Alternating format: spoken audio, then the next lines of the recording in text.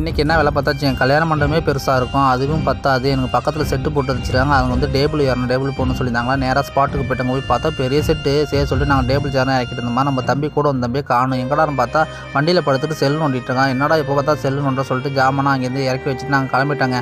போயிட்டு மறுநாள் பார்த்தா அங்கே வேலை பார்க்குற பசங்க டேபிள் சேர்னா விரிச்சு போட்டுருந்தாங்க. யாரா தம்பி ஒண்டியமாக கஷ்டப்படுறீங்க, நாங்களும் வரண்டா அப்படின்னு சொல்லியிருந்தோமா. இல்லைண்ணா எங்கள் ஓனர் போட சொன்னாங்க அப்படின்னு சொல்லியிருந்தாங்க. யாருன்னு பார்த்தா இந்த பையன் தாங்க. அவன் டெக்கரேஷன் வேலை தான் பார்த்துட்டு இருக்கான். அவன் பார்த்தீங்கன்னா வச்சுங்க எல்லா வேலையும் செஞ்சுக்கிட்டு இருக்கான். ஏன்னு கேட்டால் ஓனருக்கு ரொம்ப விசுவாசமாக இருக்கானா. சரி சொல்லிட்டு ஈரா தம்பி ஒன்றையுமே கஷ்டப்படாத, நாங்களும் வர சொல்லிட்டு நான் என்ன பண்ணிட்டேன், டேபிள் போட்ட டேபிள்லாம் சேர் போடணும்னு சொல்லிட்டு ஒரு டேபிளுக்கு 3 சேருங்கிட்டு சார்னு ஒன்று ஒன்றா போட்டு ஆரம்பிச்சிட்டாங்க. போட்டுட்டு திடீர்னு பார்த்தா சவால் விட ஆரம்பிச்சிட்டானு இந்த சேரை தூக்க முடியுமான்னு. சரி சொல்லிட்டு நான் தூக்கிட்டு நேராக போயிட்டாங்க. எத்தனை சேர் பார்த்தீங்கன்னா 30 சேர் தூக்க முடியுமான்னு கேட்டாலாம். நான் தூக்கிட்டு போய் நேராக வச்சுட்டு டேபிள்லாம் போட்டு முடிச்சதுக்கப்புறம் வண்டியில் ஒரு 10 டேபிள் இருந்துச்சு. என்னடா பண்ணுறது தம்பி கேட்க. அதுக்கப்புறம் பக்கத்தில் சைவ சாப்பாட்டுக்காக செட்டு போட்டாங்களா, அங்கே போய் போடுங்கண்ணா அப்படின்னு சொன்னாங்களா. அங்கே விரிச்சு போட்டு அதுக்கப்புறம் நம்ம சேர் டேபிள்லாம் பக்காவாக விரிச்சு போட்டு அங்கேருந்து கிளம்ப ஆரம்பிச்சிட்டாங்க.